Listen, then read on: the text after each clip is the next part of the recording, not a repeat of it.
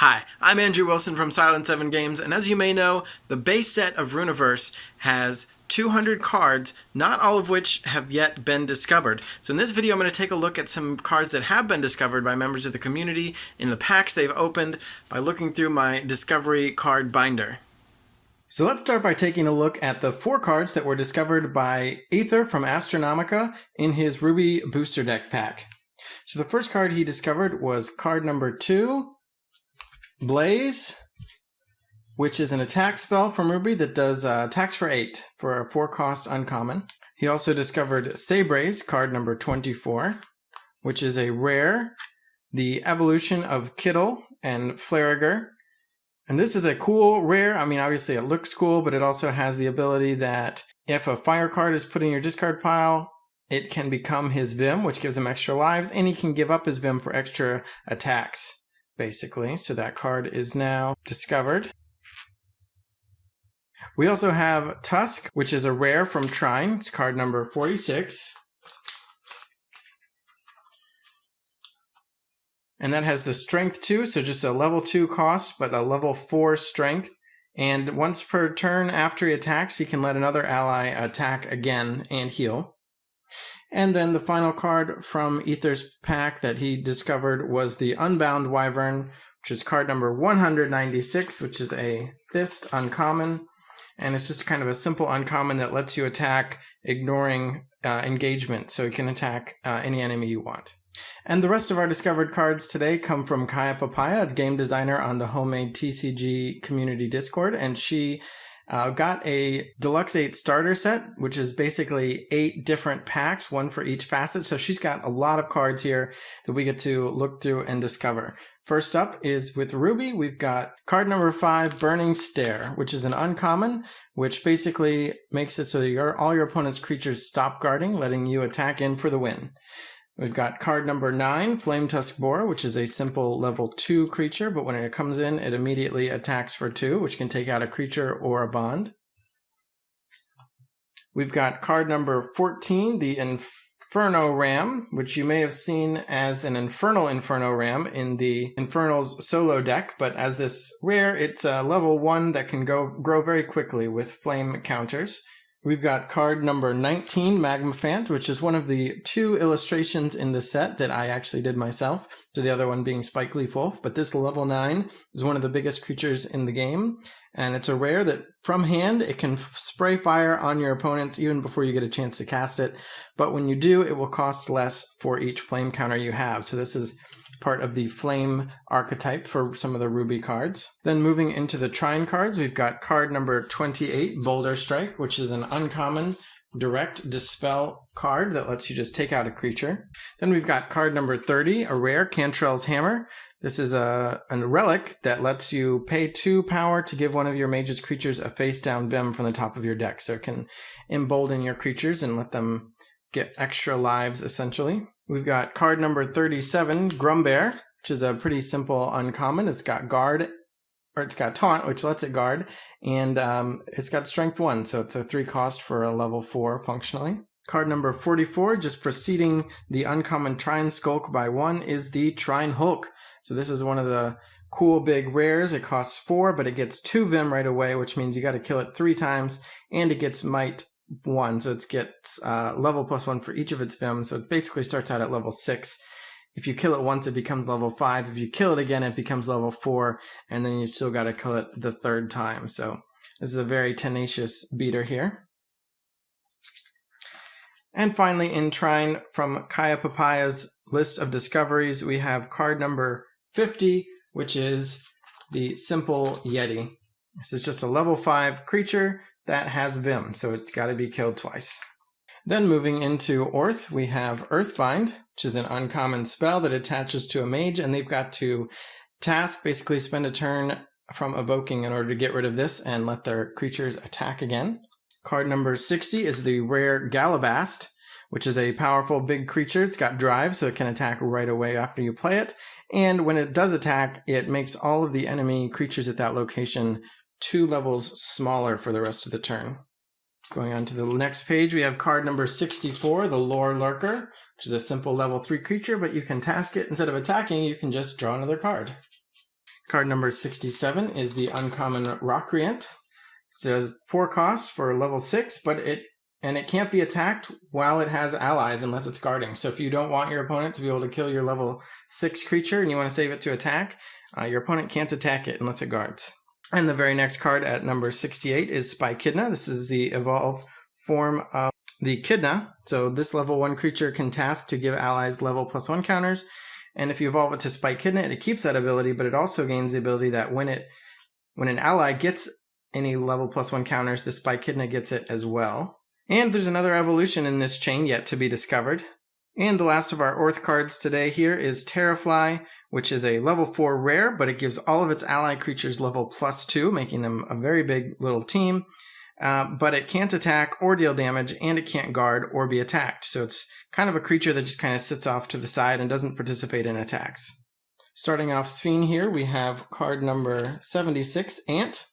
It's a very innocuous looking creature, but in combination with the swarming bug tokens that are in the set, it can be a very big creature indeed. Card number 88 is the rare Mantis Recluse, which kind of works against the Sphene strategy of swarming by actually costing more for each creature you have. But at only a 4 cost, it has Deft, Boundless, Drive, and Relentless. Means it can attack right away when you play it. It can attack twice per turn. It can ignore engagement and attack any enemy location. And when it attacks, if it dispels its enemy, it doesn't take any damage in return. Card number 95 is the Teamwork Egg, which is part of a little vertical cycle. So this is just a 1 cost, uncommon, but it has Harmony 2. As long as it has 2 or more allies, it gets level +2 and it becomes level 3. Verdrak Elder here is kind of the Verdraks, but they're not part of an evolution chain. They're just different ages of their species. And this Elder here is level 4 and gives all of your mages other creatures at all of your locations level +1. So if you've got an army of little guys, they could be a little bit bigger. And that will round out our Sphene cards here. So we can move on to Emery with card number 103, the Boulder Grump. This is a level 3 that gets level +3 on your opponent's turn, but it can't attack. So your opponent's going to have to kill it as a level 6. Card number 110 is the uncommon Egg with Horns.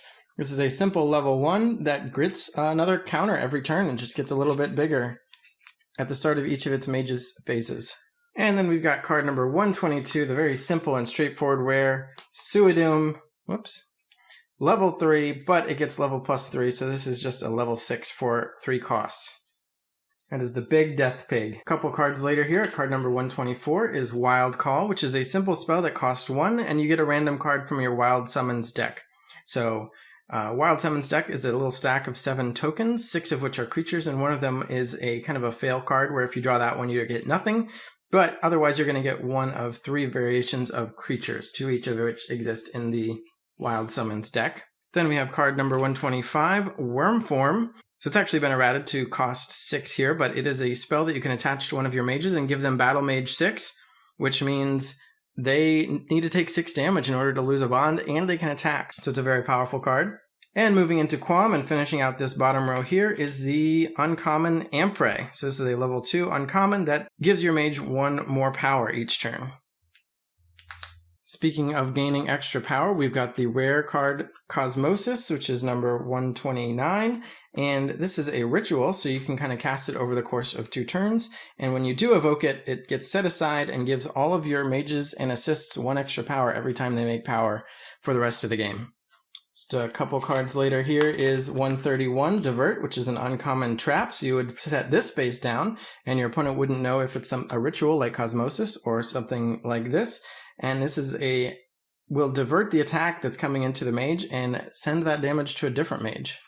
And then we can move on to Saf with card 157, Charybdis Whirl, a straightforward level 6 spell that dispels all mages' creatures, yours and your opponent's. So it's a nice board reset. Card number 159 is the uncommon Lorehorn Egg. So this is an uncommon ritual, so you would place it face down as a secret, and if you're able to evoke it next turn as a secret, you'll get to draw 2 cards. Or you can just ignore all of its text and just evoke it as a level 3 in times of need. Card number 161 here is Mesmerize.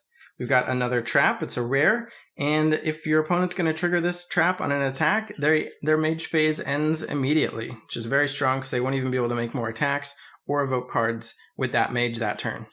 And we've seen Plathras But we haven't seen this card necessarily officially revealed, but now we are revealing Plosaphedon, which has also actually been shown off because it is one of the promos I showed off in the Rüniverse Rewards Points video. But here's the normal version of Plosaphedon. It evolves from Plesiok, which again, is face down here still, and it has this Mage Hunter ability, which means it can attack multiple times per turn if your opponent has mages in their discard pile.